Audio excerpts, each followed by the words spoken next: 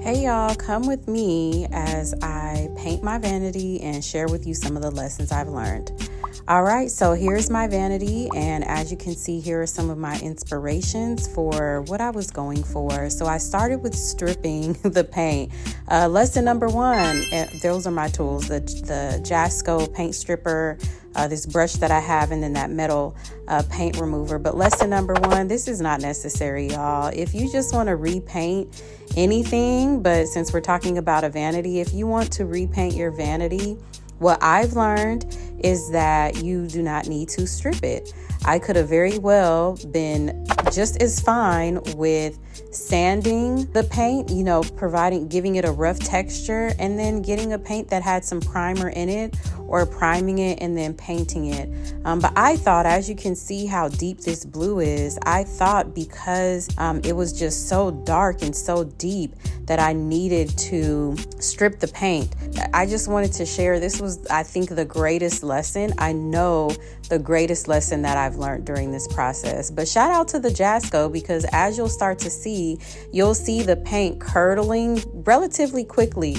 And again, please take note of my orange gloves. I do have on a ventilator, as you saw earlier, or a respirator, but protective gear to protect from the fumes. Definitely go to the 3M website to check which type of mask that you need to protect your brain from toxic fumes. And I did this outside with a couple of workhorse benches. I think that's what those are called. But again, if you look closely, you can kind of see the paint curdling. I put thick layers. You want to put a very thick coating on here, and so that's a close-up to where you can see the paint already bubbling up. So yes, I definitely recommend Jasco.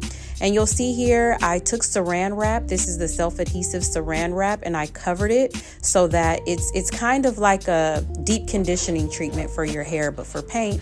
And then you can see here I'm taking my metal scraper and I'm just scraping that paint right on off.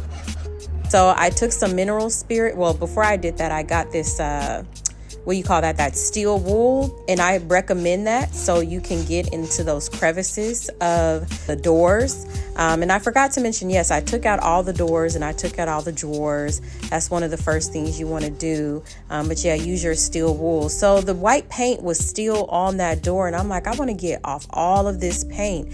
So I got the steel wool again, I got some mineral spirits, and I poured it onto the door and tried to scrape it off that way. A mineral spirit is a paint remover. So, I tried using that, and as you can see, it's working, but it also created kind of like a mud. And I'm like, well, how am I going to get this off? So I thought about, well, what usually removes oil? Soap and water. So you'll see in just a few seconds me making a soap and water bath. But, there's probably professionals in the comments that are going to maybe give you a better way on how to remove paint if you want to refinish your cabinets and strip it down to the bare wood. I am following somewhat of the correct process. Now, this water bath, I don't know if you need to do all this, but this is what made the most sense to me. And as you can see, that mineral mud, I'll call it, is coming off pretty good. It's coming off pretty good, but definitely, check the comments and read what the professionals have to say, because, there are EPA regulations that impact how we go about doing this work, because again, I'm working with very toxic chemicals. So you might be asking, well, how do you dispose of this stuff? I will, leave y'all to the comments and the professionals in the comments to figure out what that answer should be for you. But needless to say, this soap water bath, again, that was just dish soap, Dawn, and some water. That really worked to get the paint off. But you see, it's going into the grains of the wood. And I'm just like, man, am I ever going to get this paint off? It's kind of looking more like a wash, which I know is trendy now, or at least at the time of this recording. So, I was kind of encouraged at this point, but also getting discouraged because I'm just wanting the paint off at this point. And even though it's coming off, it also looks like it's going deeper into the wood. I decided to do the process again one more time and just see if I can get some of that paint out of the crevices of the wood.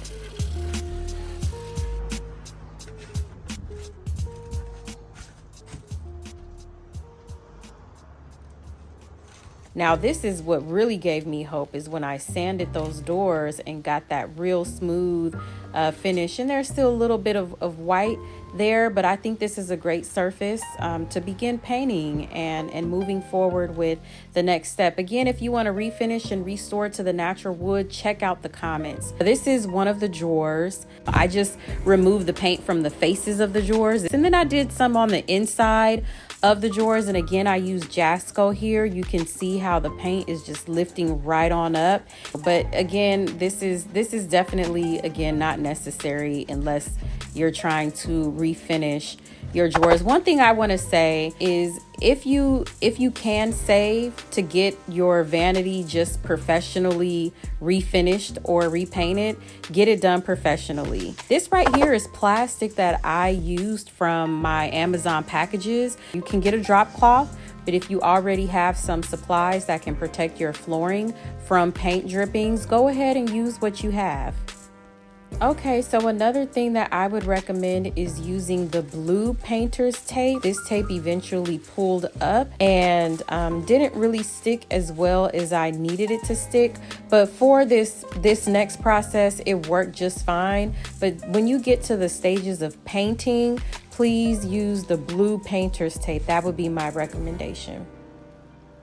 Here I am with the Citrusol, I believe is what it's called. And I chose this because I was doing this obviously indoors and needed something that wasn't as toxic smelling as the Jasco. I used Saran wrap here to seal it in. Again, you want to think of this process as like deep conditioning your hair. So you want to cover this primarily because I needed to leave this on overnight and you don't want it to dry out. So here we are with it pretty much covered. Y'all, now this is where I got real discouraged. This was the morning after, and this was after I scraped it off. And as you can see, there's still a lot of paint left. I went to my Facebook group for cabinets and refinishing, and pretty much the consensus was that I need to throw this thing out and burn it and just buy a new one. People were giving me their quotes and they were in the thousands of dollars. I was so discouraged, y'all. I wanted to cry. But fortunately, we had a wonderful commenter who let me know that this is salvageable and that I can and should proceed with sanding. And there you go. You can see that I started painting it. I got a painter and primer in one. I left some of the bottom of the cabinets blue because it's like, who's really going to see the bottom? Here's my knobs. These are the knobs that I wanted to get. You know, they're just kind of, you know, magical, mythical.